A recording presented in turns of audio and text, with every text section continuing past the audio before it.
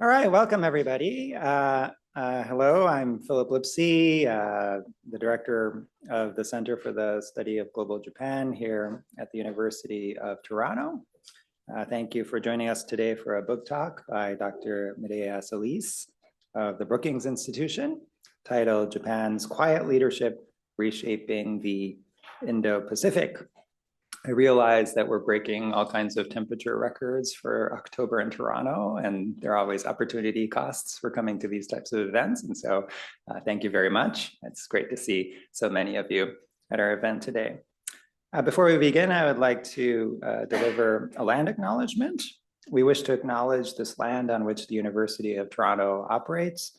For thousands of years, it has been the traditional land of the Huron-Wendat, Seneca, and the Mississaugas of the Credit.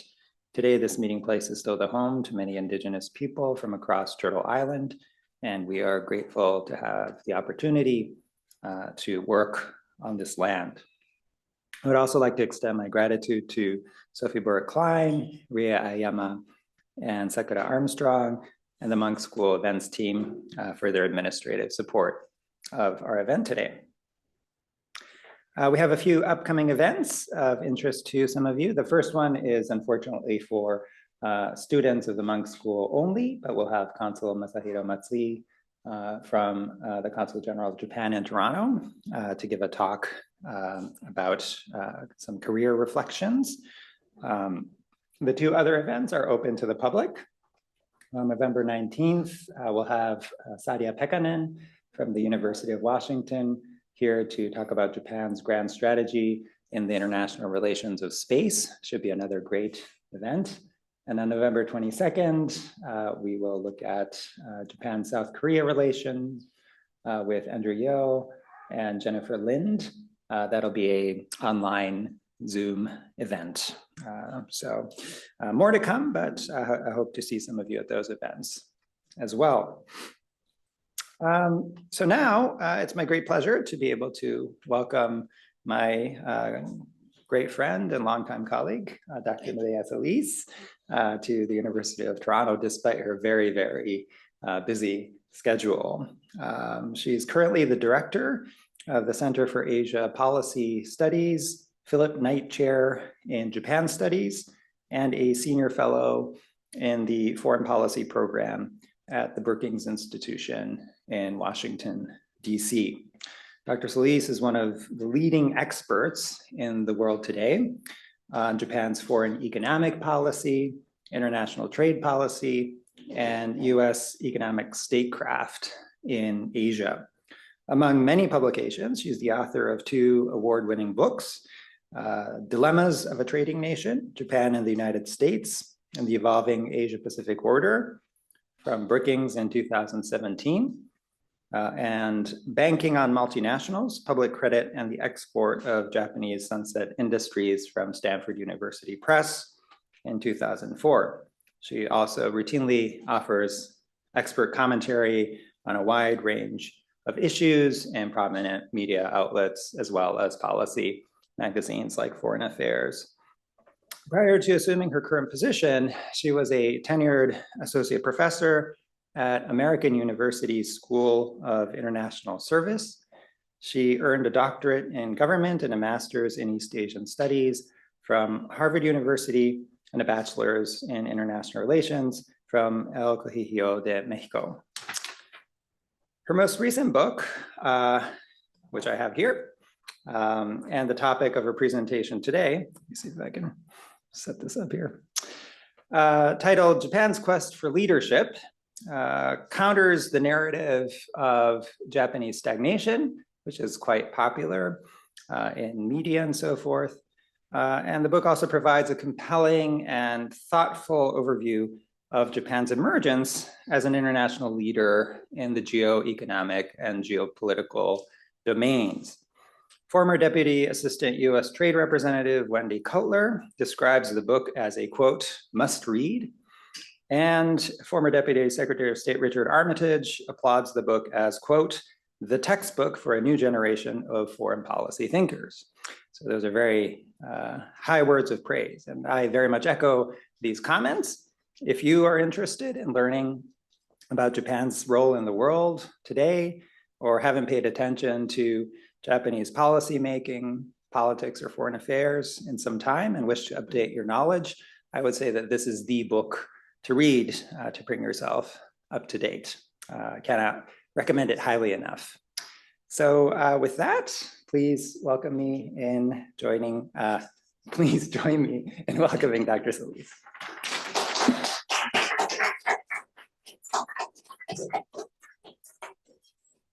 Good afternoon, everyone. It's wonderful to be with all of you in Toronto and this beautiful day.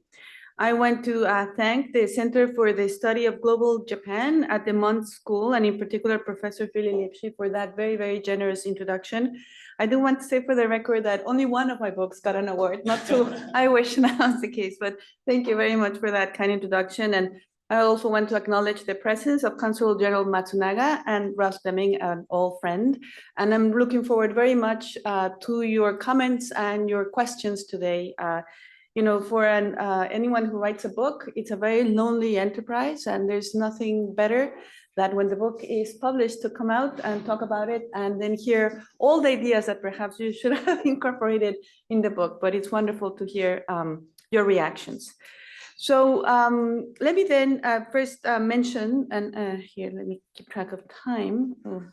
Well, maybe Philip, can you help me keep track of time? Because I budged the timer. So the central question that the book asks is, how can we explain the re-emergence of Japan after the so-called lost decades, where the dominant frame is that this was a period of all-out stagnation? How can we explain that Japan is coming out from 3 decades of supposed stagnation to actually become an indispensable ally of the United States and a very consequential actor shaping the geopolitics and the geoeconomics of the Indo-Pacific? And I think that in answering this question, we also can get into what I hope to also begin to address towards the end of my talk today, and that is, what role can we expect Japan will continue to play given the mounting challenges that Japan, Canada, the United States, and many other countries are facing today. So I'm going to break my talk in different components. And the first thing I want to address is to provide context about why it is so remarkable that Japan is doing more, by first of all talking about the turbulent times that we're living in. And I want to walk you a little bit through this current moment of growing instability and disorder, great opportunity, but also great challenge, so we can understand better the place that Japan is occupying in these very, very significant times. Then I'll talk about how Japan is doing more, and to give you a sense of when I say Japan has become a proactive player, what I mean, and then address what I think is really at the crux of the book. How did this happen? Again, how can Japan do more with less? And finally, talk about current challenges, because indeed Japan is now more proactive, but the challenges are steeper. And I do see some very significant issues that Tokyo must deal with going forward. So let me start then with these turbulent times. And I would start by saying that the risk environment in the international system has heightened considerably. That's quite an understatement. We are going through experiencing a number of what I would describe as system-level stressors that are coming from many different directions. One simple way to describe this is the perfect storm, when there's a lot happening. First, on the geopolitics, just to walk you briefly through a lot of material, I think that it has become very clear that we are now living in an era of great power competition, and that the United States and China increasingly see each other as competitors and perhaps rivals. And that there has been profound transformation, certainly in Washington, about what it thinks is China's, what motivates China, how China is acting in the international system, and what are the consequences from that. So, you know, in the United States, one frequently hears about a non-transparent military buildup, more assertive behavior in the Indo-Pacific, advancing very expansive territorial claims. And of course, we know that economic competition is front and center to the US-China relationship. And I think it's fair to say that there has been a very marked move away from the policy of engagement that characterized the US approach to China for decades to one more of a strategic competition.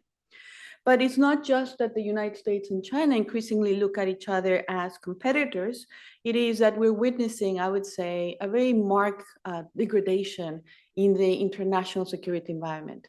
We now have military conflicts raging in Europe and the Middle East, but also the traditional flashpoints in the Indo-Pacific.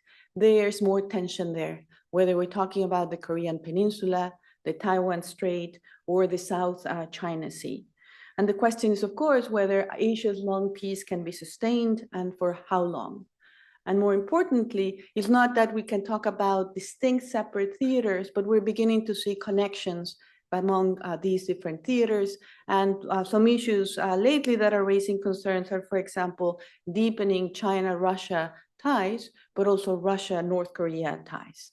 So there's a lot brewing in terms of the geopolitics, but that's just one element of what is bringing more uncertainty to the current international environment. There's also a lot happening when it comes to technology, economic interdependence, and quite frankly, something that worries me greatly, growing economic nationalism or protectionism. So I think that it's important to understand that these geopolitical shifts that I've been describing are happening also at a moment where we are undergoing a technological revolution.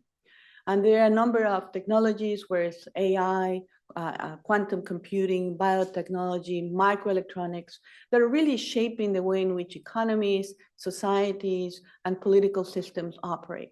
And we're having these very deep and necessary conversation. I don't know that we have the answers yet as to how to responsibly manage some of these technologies. This search for being on the lead when it comes to the development of these technologies is critical to understand the current geoeconomics and geopolitics. But an element here as well is that this moment of increased competition in the international system is taking place after we have built a very dense set of economic relations. And what has now also gained a lot of prominence is this notion of the weaponization of economic interdependence. And that is that we have become very aware that global supply chains that are spread throughout the world can also provide leverage or can become choke points. So there's a lot of emphasis now from different governments, the United States, Japan, and many others on areas such as supply chain resilience. But the flip side to this is that what I worry is that we may be invoking the national security card with great frequency. And we're indeed now witnessing this securitization of international economic relations. And that's going to have, again, profound repercussions. So we have the geoeconomics, we have the geopolitics shifting, but of course also matters greatly what is happening inside many of the large players in the world. And, you know, coming from the United States 2 weeks out of an election, I can tell you that there are reasons for concern with the rise of populism, with political polarization deepening, and how this may have an effect in bringing an inward drift to some key players in the world. And in the United States, I think what this depolarization has meant when we think about foreign policy is that there has been, in some areas, a lot of switching from one emphasis on being transactional and skeptical of alliances to another administration who actually seeks to rebuild these partnerships. And depending on the outcome of the election in 2 weeks, we may have a shift there.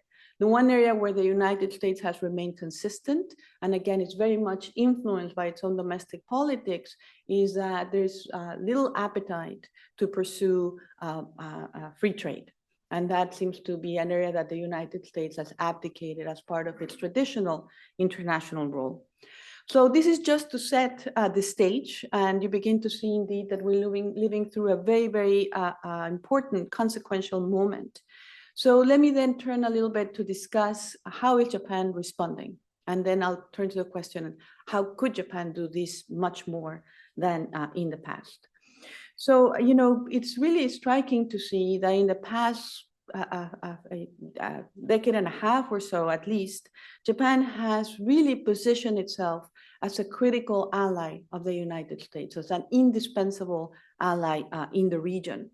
And it has done so by basically helping the United States in what the United States considered key priorities for its Indo-Pacific strategy, to consolidate, to anchor its role in the region, and also to address the multifaceted China challenge.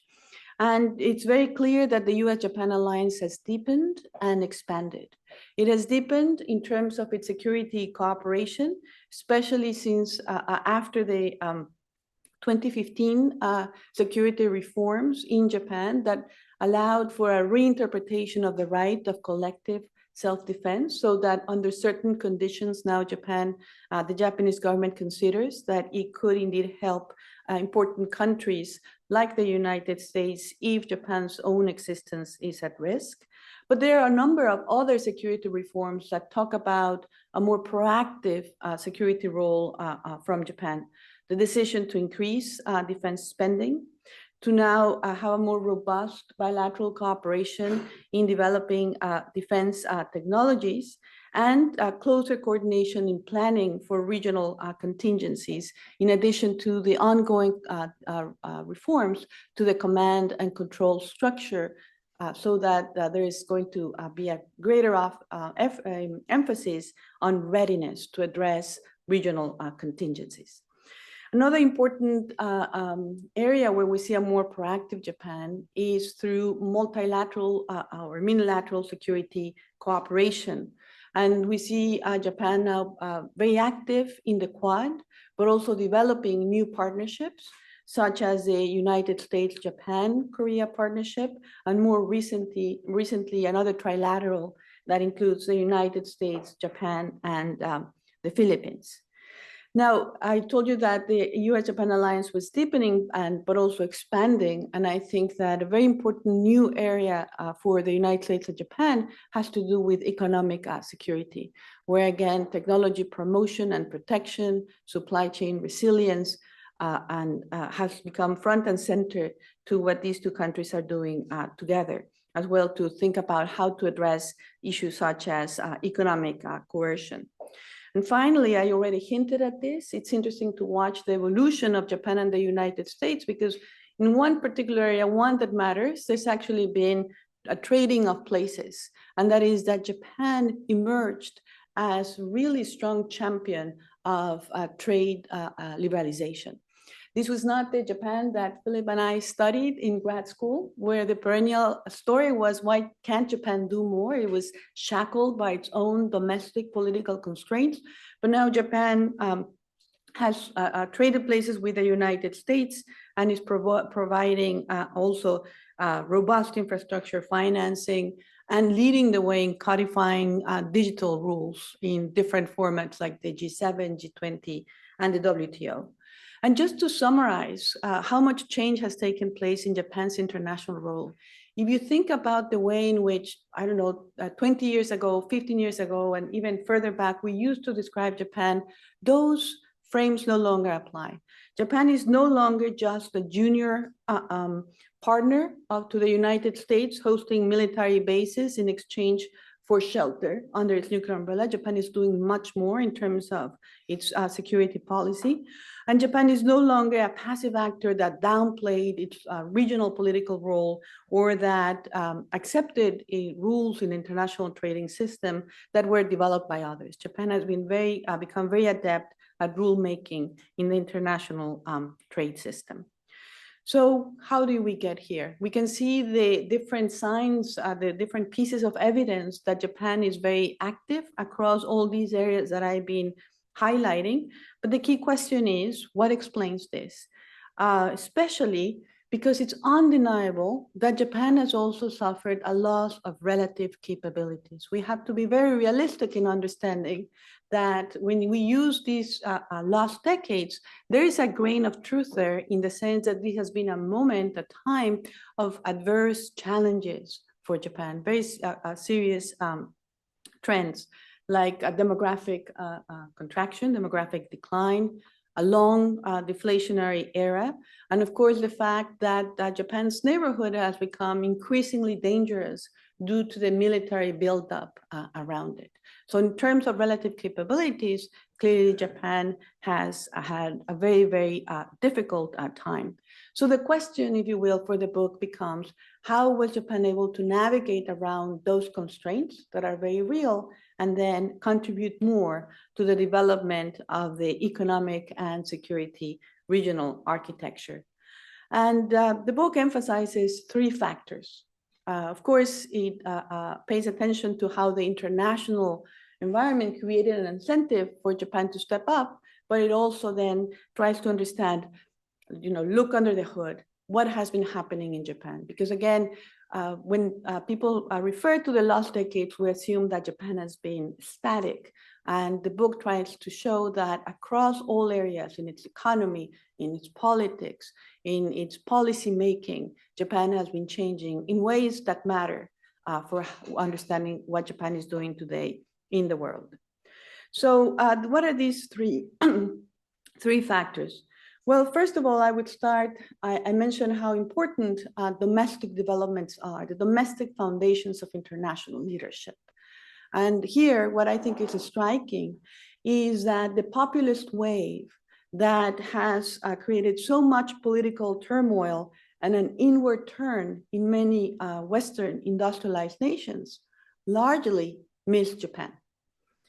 Japan has not experienced a globalization backlash, fostering economic nationalism, nor has it suffered a steep social and political polarization that have been conducive to the growth of populist movements elsewhere.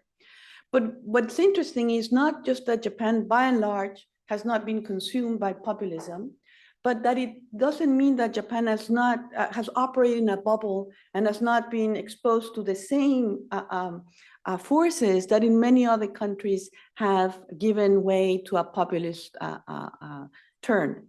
And what the argument I make is that Japan has been exposed to these same broad forces, but Japan has managed them in a different way. What do I have in mind is, well, first of all, that Japan has, in fact, experienced intensely economic globalization. We think about why the United States trade has become such a toxic word, and we usually think about the globalization backlash.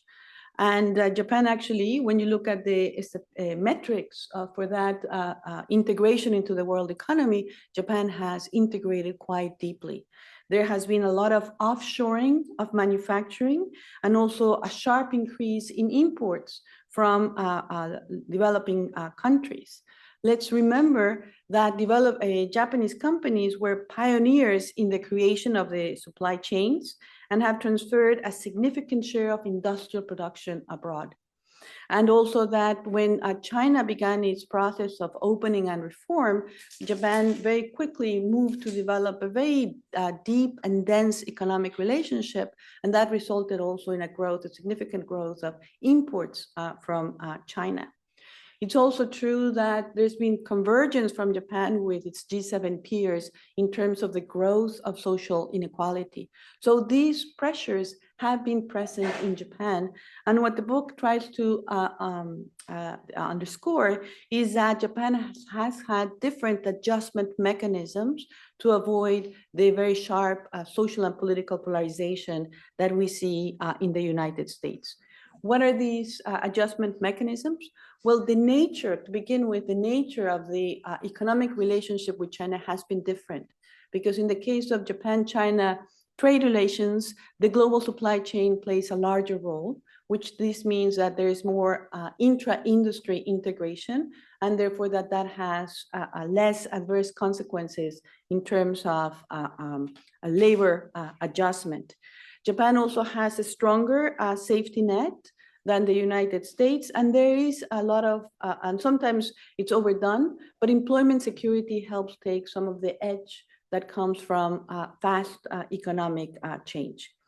This doesn't mean that there are no social costs, and Japan does face very significant challenges. I don't think they're primarily driven by globalization, but certainly the growth of non-regular employees in the last several decades is a very significant problem for Japan.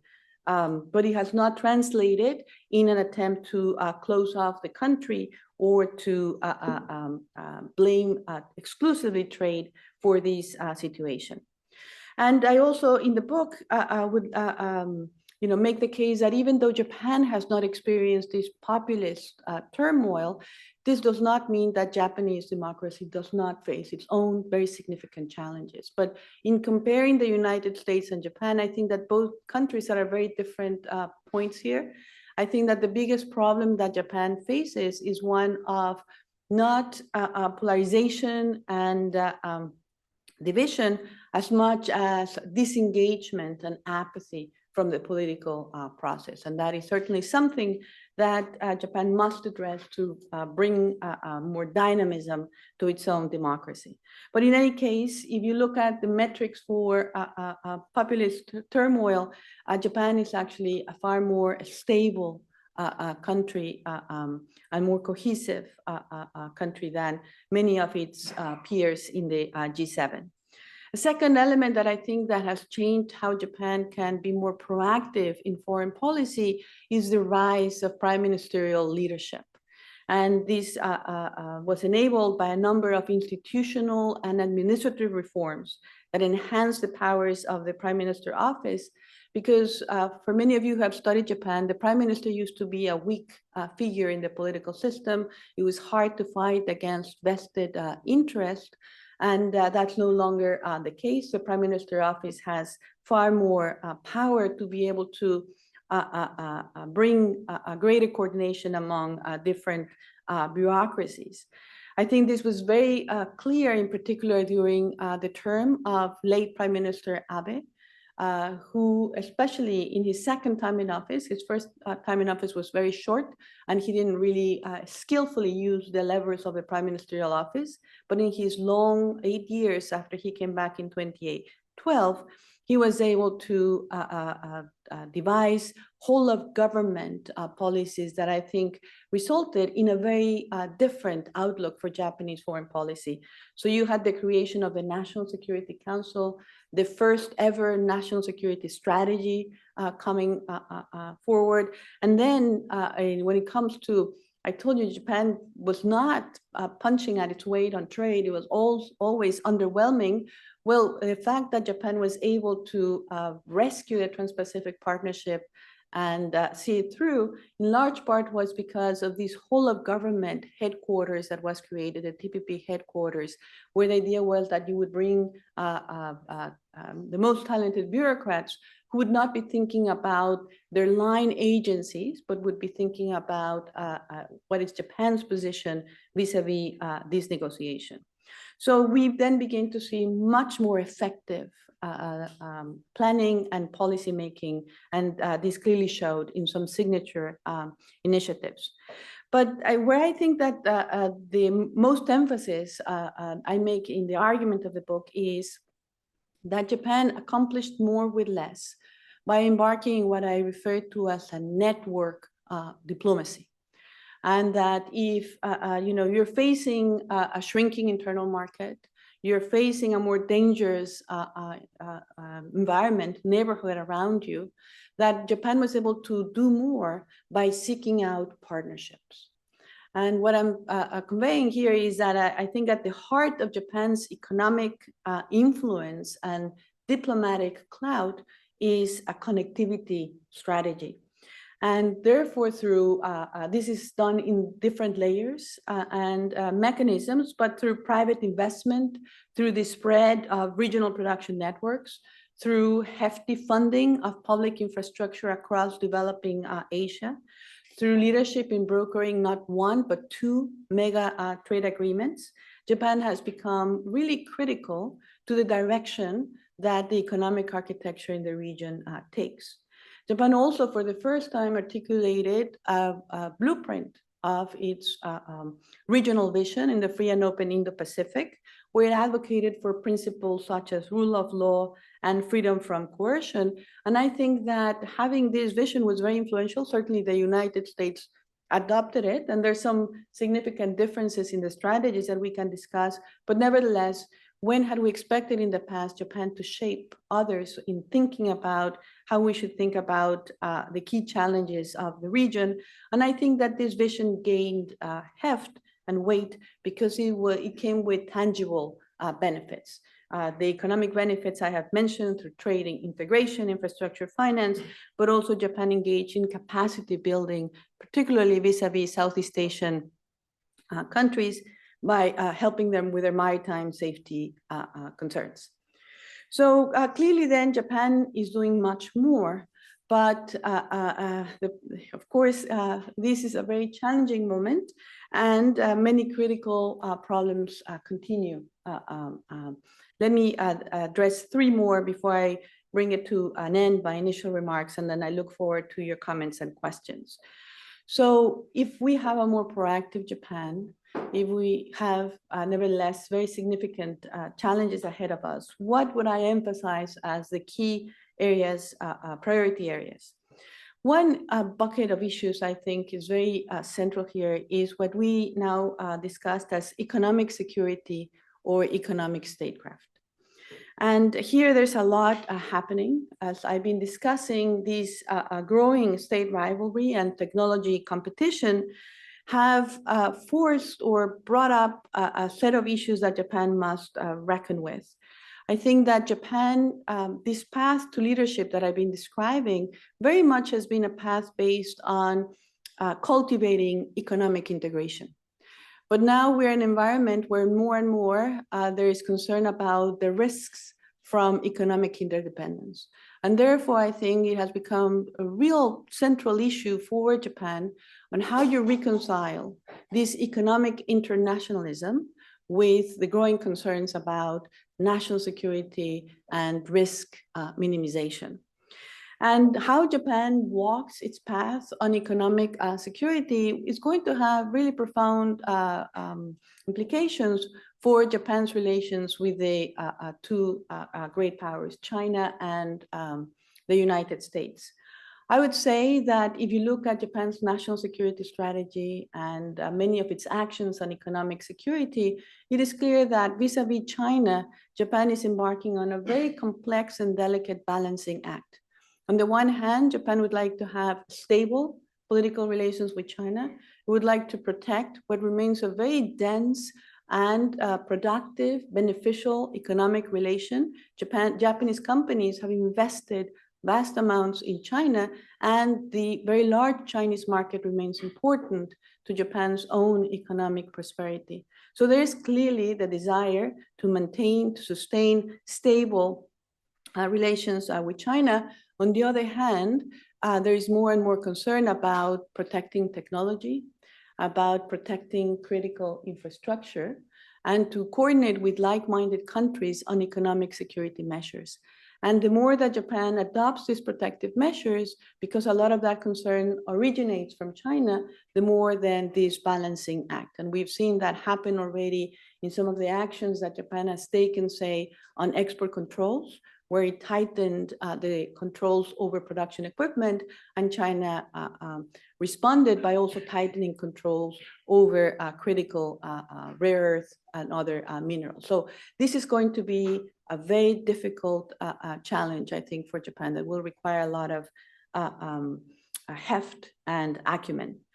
But when it comes to how economic security is going to impact relations with the United States, well, there's also a lot happening. I would say that, you know, at the broad end of things, there's a lot of strategic alignment between the United States and Japan. I think that Japan has been very worried about China's more assertive behavior in the region. Japan experienced some of it very early on in 2010 with that informal embargo on critical minerals. And Japan also wants to flesh out this economic security partnership with the United States. Having said that, there are some areas that, again, are going to require a lot of care in how Japan and the United States address the economic security agenda.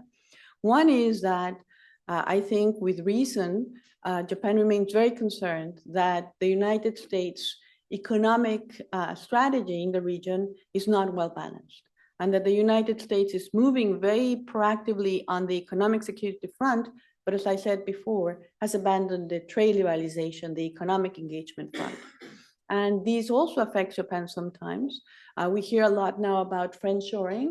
I think that it's not only Japan. I spent this summer in Asia. I also had the opportunity to travel to South Korea. There's concern there that when the US says friendshoring, that perhaps it means onshoring. And there's a hot potato right now with the Nippon Steel bid, and the signals coming from all, it was President Biden, Vice President Harris, and former President Trump coming up out against this deal. But we can get into that discussion if you want to hear more on what this could mean. But nevertheless, there is a tension there that's undeniable. More importantly, I think that for Japan, Korea, Taiwan, many other countries, and Canada, I imagine it's the same. The United States has embarked on a different path when it comes to technology competition with China. We saw this shift in the past 2 years when National Security Advisor Jake Sullivan talked about these very critical families of technologies, the ones I mentioned at the beginning of my talk, where he argued that because of civil-military fusion practices from China, it was no longer possible to just seek to stay ahead of China, but that the United States, in cooperation with others, would like to slow down Chinese technological development. Now, this means that the goals of technology competition have shifted. The instruments have also begun to shift with a crop of new export controls. And while Japan has coordinated to some extent with the United States in its export controls, it nevertheless has stopped short of explicitly endorsing the so-called Sullivan Doctrine. So I think that this is going to be an issue that is of utmost sensitivity, and it's going to require a lot of coordination among the allies, because for spending time both in Washington and in Asia, I see a concern that the United States has made the argument that this is going to be a small yard, high fence, that the controls will be narrowly focused, that they will just address the highest levels of technology where there is a national security risk. But I think that there is concern that as these export controls are implemented, there is, of course, the natural instinct to then close the loopholes. And we're beginning to see these export controls increase in their range. And there is a concern that the United States may begin to target more mature technologies like legacy chips. And so, they're not completely eye to eye when it comes to how we think about this protective area. And again, something to think through about the future of the US-Japan relationship. So that's one set of issues, the economic security. Then the other one is, of course, what happens. I told you that Japan has sought to build partnerships, but I also told you that this is a fragmented world, and it's more challenging, I would certainly admit to that, to continue on this path as a network power, given the degradation in the international security environment. But I would make the case that we're not going through a process of deglobalization, because nobody wants to completely turn inward. Autarky is not an attractive option. It certainly is not going to satisfy any country's needs. It's not going to increase international stature and influence. And I actually think that what we're witnessing is a recalibration of networks, but that the networks are here to stay. In this context, I think it's very interesting that when you look at in the current Biden administration, in the Pacific strategy, the focus has been on what they refer to as a lattice approach. I don't particularly like the term. I don't think it's very compelling, but nevertheless, it talks about building unilateral partnerships. And it's interesting that in these unilateral partnerships, in most of them, the partner of choice remains Japan. So Japan figures in the US-Australia trilateral, the one with Korea, and the more recent one with the Philippines. And I think that in this area, I would also say that Japan has a very strong track record of engagement with the developing world. through economic assistance and infrastructure finance. And this is an area, I think, where for the United States, this track record of Japan's diplomacy will be very, very important. And let me just then end with what I think is an interesting moment. Japan is going to have an election for the lower house on Sunday, and in 2 weeks' time, the United States will have its election. And clearly then we're going to have a new chapter written by new leadership with Prime Minister Ishiba, and we don't know who will be in the office of the US president. But nevertheless, I want to highlight that clearly leadership matters, and who is Prime Minister, who is president, will certainly have an impact on what priority areas are identified in the US-Japan agenda. As I mentioned before, in the United States, the candidates have very different views on the value of alliances and what it means to nurture them.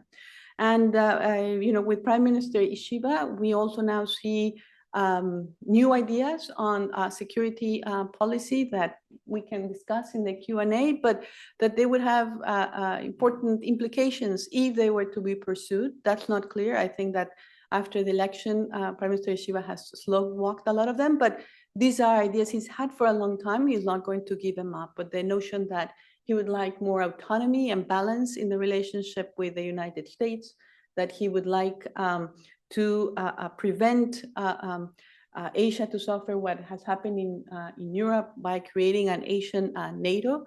That obviously has created a lot of discussion regarding the feasibility of such enterprise. So, I would just end by saying that in writing this book, I tried to do a deep dive to show why actually looking under the hood, understanding the transformation that has been going on in Japan for the last 3 decades is critical to understand where the Indo-Pacific is today. But it's also important to take into account that we continue to face much more demanding challenges in the international system, and at the end of the day, where the domestic politics take us is going to very much shape how these different actors play their cards in this very important region. Thank you very much.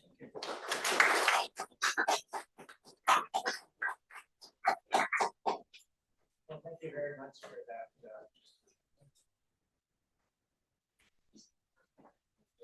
Okay.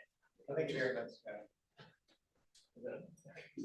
Well, thank you very much for that very thought-provoking and excellent set of remarks. Maybe I can kick off the Q&A with a question about the role of Canada in all of this. The Canadian Indo-Pacific strategy quite clearly was inspired and borrowed many ideas from the Japanese notion of a free and open Indo-Pacific, as you alluded to. And of course, Canada was an important partner in rescuing the TPP in the form of the CPTPP. And so zooming forward to today, given the world that we observe at the moment, do you see any priority areas for Canada-Japan cooperation? Any insights that Canada should learn from Japan, incorporate in its own policy making, anything of that sort that comes to mind? Thank you, Philip. And, I would also welcome your thoughts on, Canada's strategy. I'm not following that closely, but, in terms of some areas where I think that Japan and Canada are working together and the stakes are high, is, for example, on the CPTPP. I think, if you think about it, it's quite remarkable that this trade agreement even survived. I think that we had gotten used to the fact that this was a US-led initiative, that it was the promise of the vast American market that justified why so many countries had made these very ambitious liberalization commitments of the 97 to 99% of tariff reduction, these new set of rules on state-owned enterprises, competition policy. I mean, things that, are sensitive and matter to governments. And And therefore, it was really quite a surprise when the United States left that the agreement did not die. And I think it really reflects some very shared interest about these middle power countries, that the more the protectionism is on the rise, the more you need to work together to sustain predictability, to sustain a rules-based trading order. And of course, the heft of, the negotiation was there, and it was important not to reopen the trade agreement because it would unravel.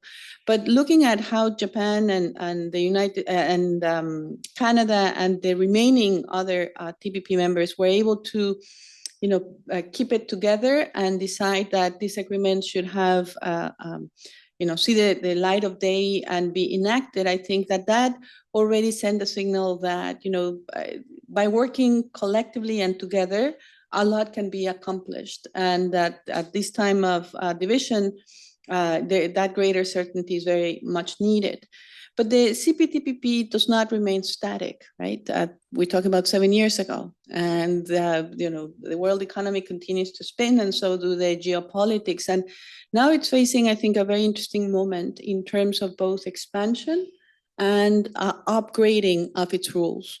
And it already went through the first expansion with the UK joining, but now when I was in Tokyo, I spent some time talking about what's next, what's the next chapter. And the TPP has become, CPTPP has become popular. There are several others who would like to join, including China, Taiwan, Costa Rica. There's a number of other countries. And I think that what they're trying to come to an agreement is how we continue to upgrade the CPTPP. For example, it has really not much on supply chains. In this world of today, it's very hard to imagine a trade agreement that does not address supply chain resilience. So that would be an important new dimension, but also how we create a process to make sure that the CPTPP remains inclusive, but also does not, you don't end up diluting the essence and the level of ambition by admitting new members. So I think that, those conversations are going to be very, very important. And because it's a consensus organization, it's going to require a lot of persuasion. And another element, I think, where there's a lot of probably comparing notes has to do with, some recent trade developments when it comes to overcapacity issues and electric vehicles. And I think Japan is watching closely what the United States and Canada are doing. I don't think that Japan is prepared to increase tariffs without doing it. Japan, I think, is more akin to the European Union approach of first doing an anti-dumping investigation, but nevertheless, in the G7, which both Japan and Canada are members of, economic coercion, economic security, overcapacity, those are, I think, issues where there is a search for some concerted effort and perhaps an exchange of information so that they can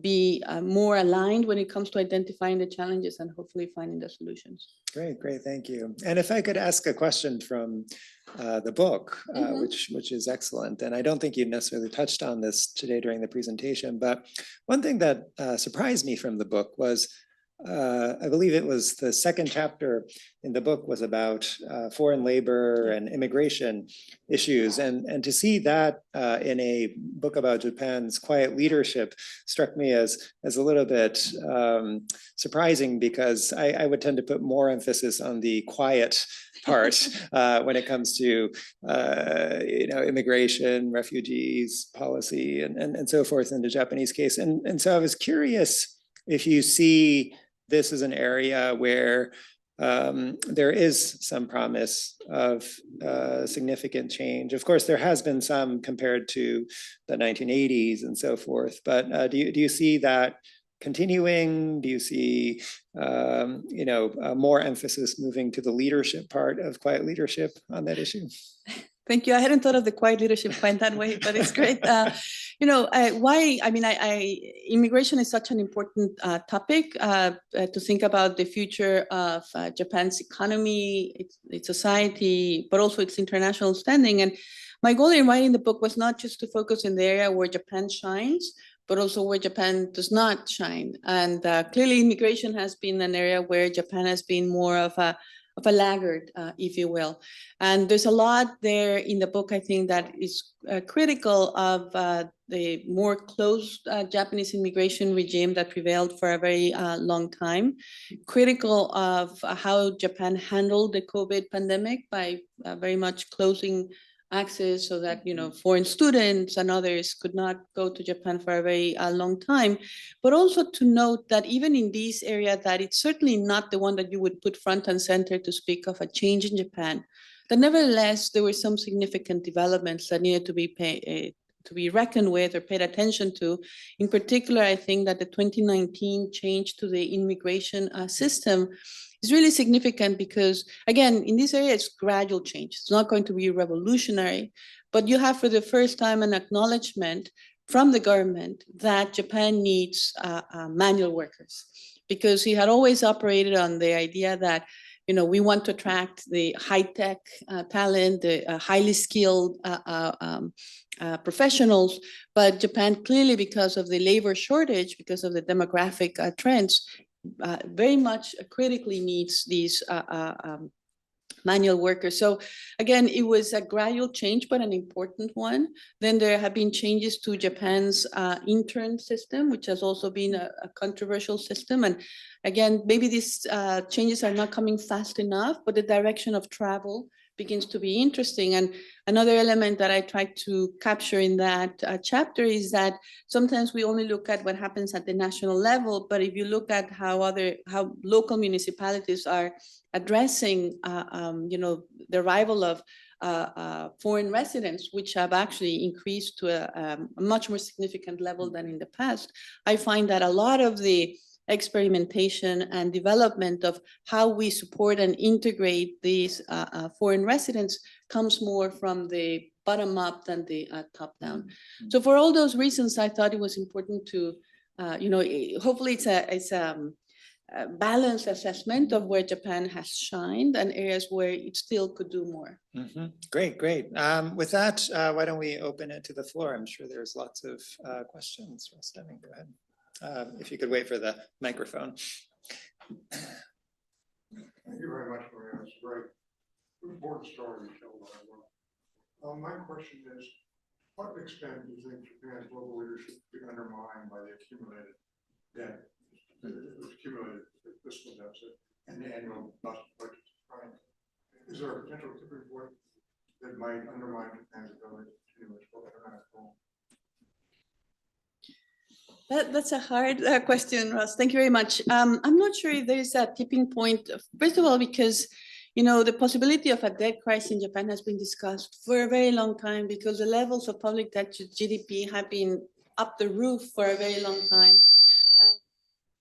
And that hasn't materialized. So, you know, I'm not sure about talking points. I mean, a tipping point, but I do think that the budgetary situation can have an impact on how Japan addresses its manifold challenges. And, you know, I think that especially during the pandemic, there was an uptick in government spending, like in the United States and many other countries because of the crisis. And there's a lot of demand from many different urgent areas that all would like to have more resources allocated to them, and there simply isn't the resources. So I think that we're going to see more of a zero-sum discussion as to where these monies should go. Clearly, because of demographic trends, there's a desire to both help the elderly population, support them, but also to try to create programs for young families.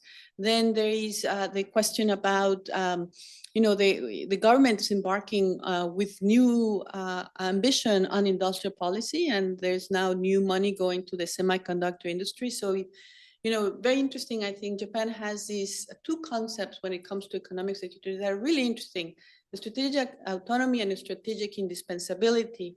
On the strategic indispensability, the idea is that make the world need us by being at the front, at the frontier. And that requires, I think, of course, private effort, but also the government is now pouring resources. Question mark is there money around enough to actually accomplish that. And then this ties in with the other ambition of Japan being more muscular in its defense capabilities. And as you know, Prime Minister Kishida promised to raise the level of expenditure to 2%, but really kick the can to the future on how we fund for this. And there's a lot of discussion in Japan in the political circles as to whether taxes should be increased or not. And the public is certainly not in favor of any tax increase for whatever reason primarily. So, I think that it is, of course, a concern. Japan has found ways to, with diminishing resources, do more, and I think that's where the diplomatic acumen really has played out. But they would also need hardcore physical capabilities, and those require funding.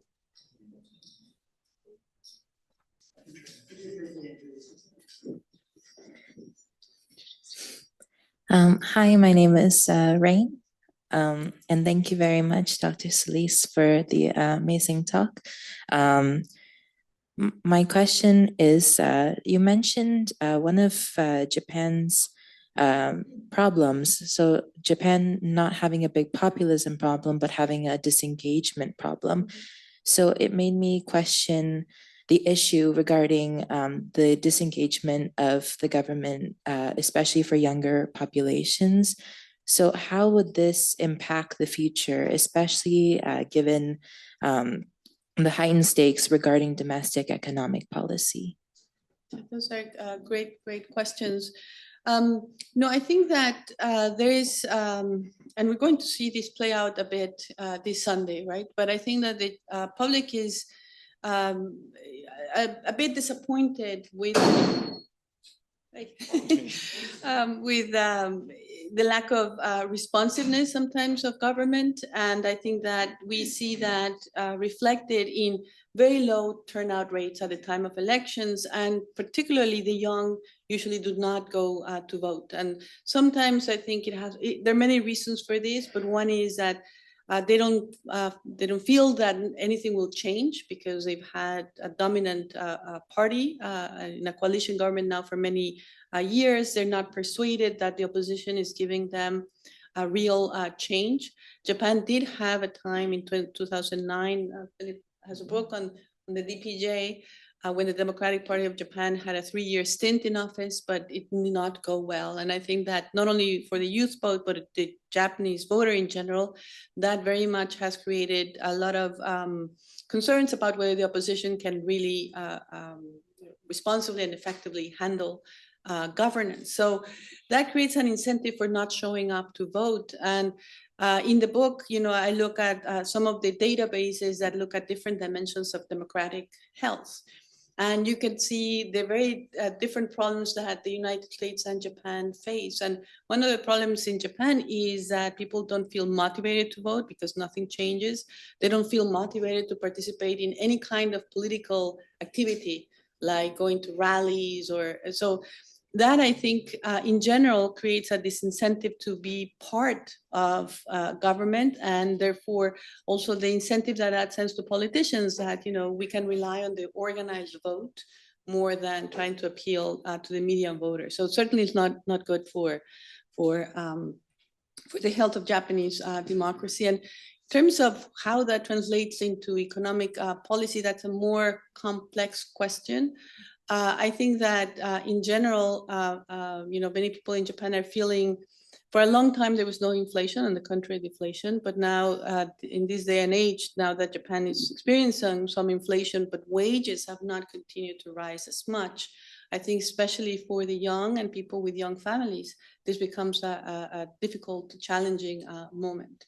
And there's a lot of, discussion in political circles, government circles, how we deliver on a more sustained wage increases. I think that was the thrust of what Prime Minister Kishida wanted to do with his new capitalism. And there have been some breakthroughs there. We begin to see some significant moves, but like a lot of things in Japan, whether this is just circumscribed to the large enterprises or can smaller enterprises afford the larger wage increases remains to be seen. Questions over there. Okay. Yeah. If you could wait for the microphone.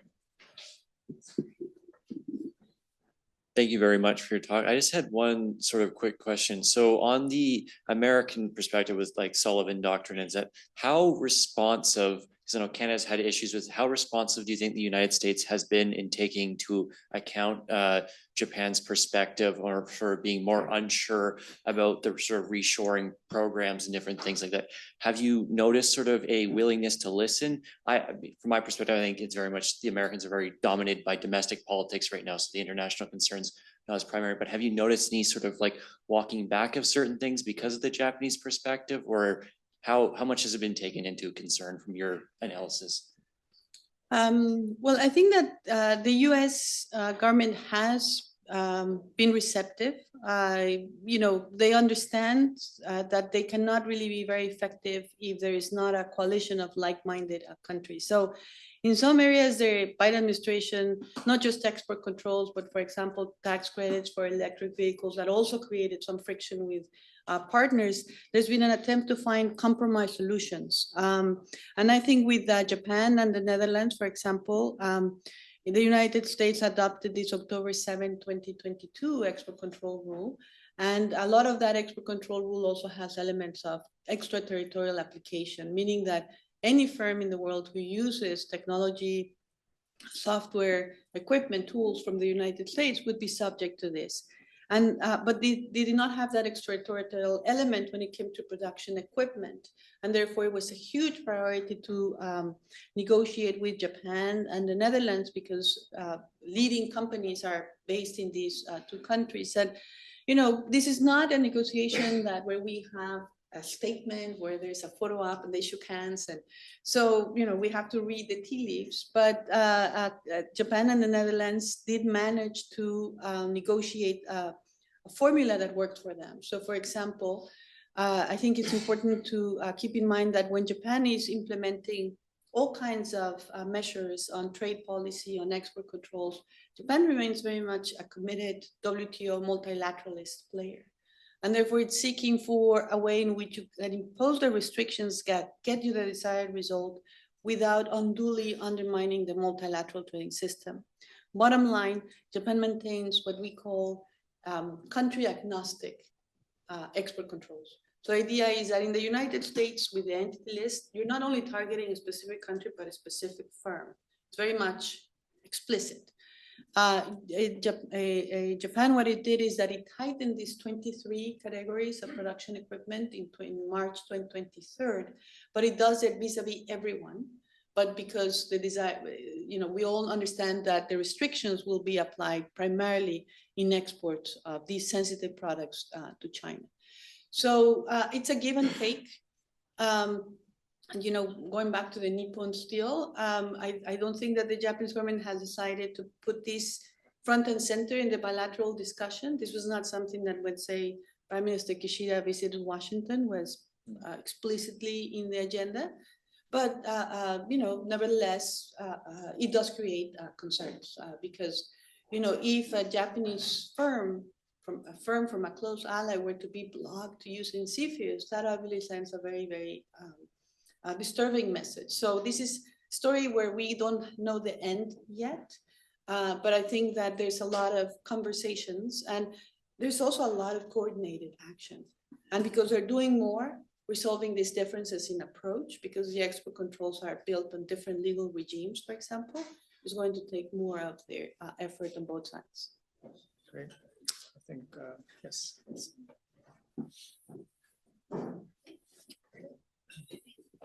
Hi, Dr. Solís. It was a really lovely lecture to listen to. It was so informative. Earlier, you mentioned how a central aspect of Japan's foreign policy is its strategic indispensability. Mm-hmm. And I think it certainly remains a dominant player and a donor in the Asia-Pacific region. And there have been long concerns about its aging population and potentially its economic productivity, the impacts that would have on economic productivity and foreign influence. So what is Japan doing to mitigate sort of these socioeconomic concerns? And how might the power dynamic in Asia-Pacific regions shift to reflect increasingly developed Asian countries and potentially weakened Japan in the future? Thank you for that great question. So when you mentioned the socioeconomic concerns, you mentioned demographic change. Was there another one? Asian population, Uh-huh. like shifting demographics? Yeah, okay. Well, this is a perennial problem for Japan, and a very hard one, because it's difficult for governments to do much, right? I think that it's hard to persuade people to have more children. It's ultimately a private, personal decision. Certainly, the government could do much more in terms of creating a supportive environment, and there have been some improvements in,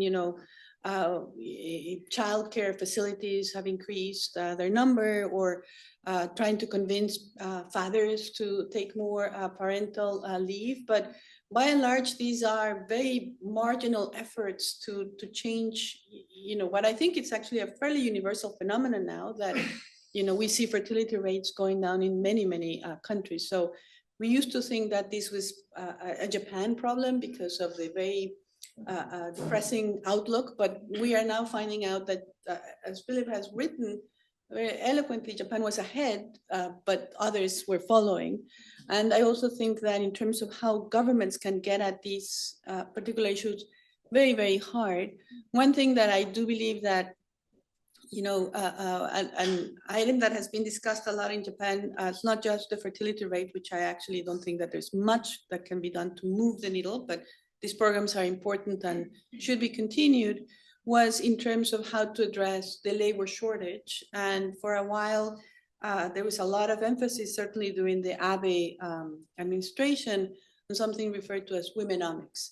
And the idea there was that, Japan, yes, the population is shrinking, but it's not tapping on the potential of half of its population, because many women, when they have their first child, they get married, but have their first child, leave the workforce. So this was an effort to try to bring or retain women in the workforce. And it did improve. Now female labor participation is higher in Japan than in the United States. But it's not enough. And certainly I think that if you want to increase, fertility rates, and if you want to address all these issues, the problem has to be taken from a much broader perspective. And I think that what was missing in womenomics was a real concerted effort on gender equality. So, you still had tax regulations that discriminated against women, married women having a very productive career path. And, we're seeing it today in the election. I think that it's really interesting to see how this issue about dual surnames in households has become like the litmus test on where you stand on these issues, broader issues of gender equality. So they're clearly very important to people in Japan, but they have not been taken on full force, I don't think, yet. Why don't we go all the way to the back, Jackie? Hi, Professor. I just want to ask a question about the how predictable the Japanese foreign policy is. As you mentioned, the United States is having an election in, I think, 2 weeks, and in the US, foreign policies can sometimes change and often change very sharply as each new administration. But in Japan, a lot of policies are made by career civil servants, the bureaucrats, rather than the elected political leaders. So just in your opinion, do you think that will Japanese foreign policy change significantly with each new prime minister, both in the past and in the future? Thank you very much for that question. I think that there is greater degree of predictability in Japan than in the United States. And that has to do with, polarization and the fact that you would have a very different party. Say in Korea, also a very polarized country, depending on which party is in office, that also has significant implications. But in Japan, why I see this predictability? One, because I think that the parameters of this new proactive Japan with the free and open Indo-Pacific strategy, for example, are very much there, very firmly ensconced in Japanese foreign policy. So for that reason, I believe that it has been a winning proposition, I think, to embark on these strategy of connectivity, and by and large, I do foresee that Japan would continue it. However, if we could just assume that things will continue in autopilot, that wouldn't be very interesting. And in fact, there's a lot happening. One is, of course, that elections matter.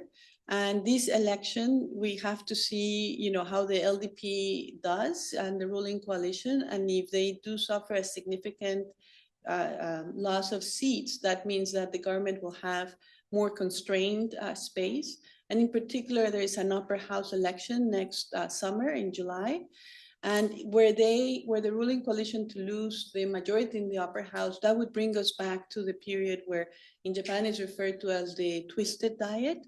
That means that different parties control the two chambers of the diet.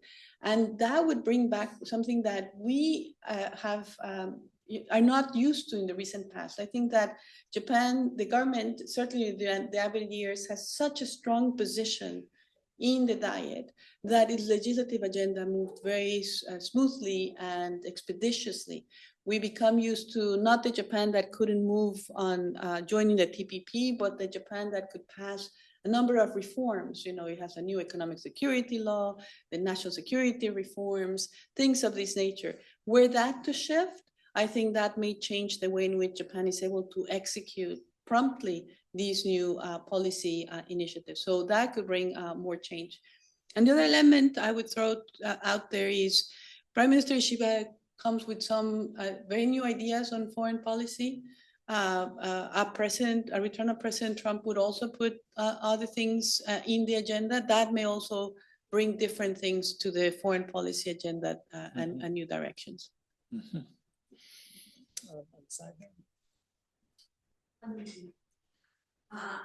Could you use the microphone, please? We're recording the event. Okay, so it's question about the leadership. We have more than two factors in leadership. It's not just economic leadership or a technological, innovative leadership. If we compare Western and Eastern civilization, so at core, we have nations different from each other, different from historical perspective and historical background and in what they believe, different in culture. So depression in Western world, it's not just depression, inflation, stagnation. It is about loss of moral compass. So people don't know anymore what is the goal, because quality of life cannot be goal. Even poor people can be very happy and have many children. So with Japan, it is different. I mean, Japan, even if it's make himself part of Western civilization, is different. Let's look like President Trump wanted to go to the Mars. Could you keep it concise? Yeah. And Japan is about research asteroids. It's different. Now, the question is, when we speak about leadership in Indo-Pacific, what culture Japan can offer to the neighboring countries so they will stay friendly and cooperative?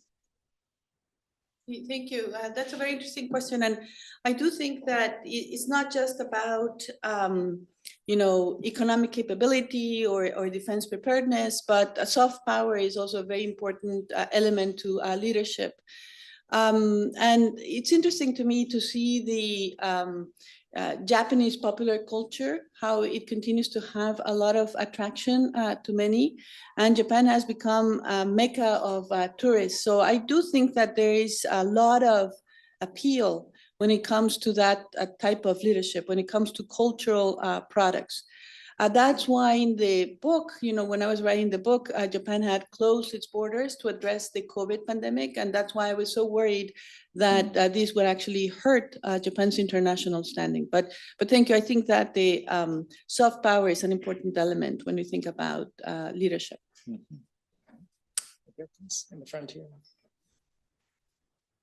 And this will unfortunately be the last question. So with former Japanese Prime Minister Abe and Kishida's, they are like increase. They all seek like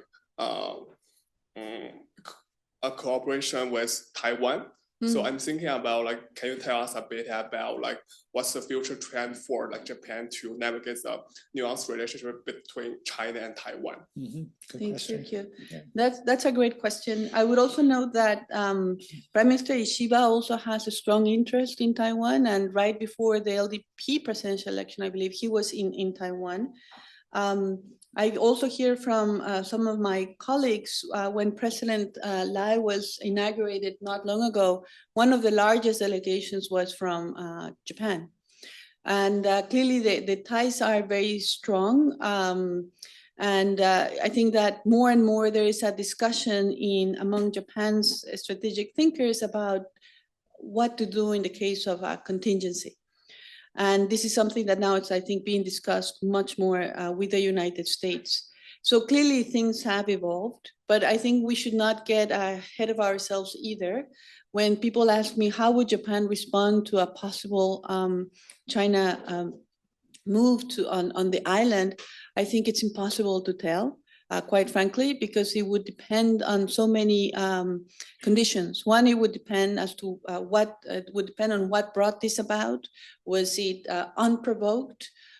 Was it just a China blatant use of aggression? It would also depend, quite frankly, on what the United States does, because Japan on its own could not probably address such an issue. It would also depend how China decides to move forward. I think that there are a lot of tabletop exercises about who would move what and with what. Sometimes people assume that China would immediately go after US bases in Japan. I actually think that that's probably not what China is going to do, because that would be the move that completely aligns the United States and Japan would be in from day one because it was attacked in its own territory. I think that judging from how China has behaved in the past, I think that China would use more of a gray zone, hard to pin down measure, and one that tries to create more separation or uncertainty among the allies. So there's all kinds of scenarios around a naval blockade or other different approaches. So, and Adam Leaf, a friend of ours, has written a lot about Japan's Taiwan policy. And one point that he makes that I think is very important to understand is that Japan-Taiwan military dialogue is not really well developed, the same way in, say, you would think of the US-Taiwan exchanges. It's not a security alliance, it's not a military alliance or anything, but there's far more there than when it comes to Japan-Taiwan. But I think of all US partners in Asia, probably Japan is the one that's more prepared to have this conversation. Many others are not even there. Great. Well, unfortunately, we are out of time. So thank you very much for the wide-ranging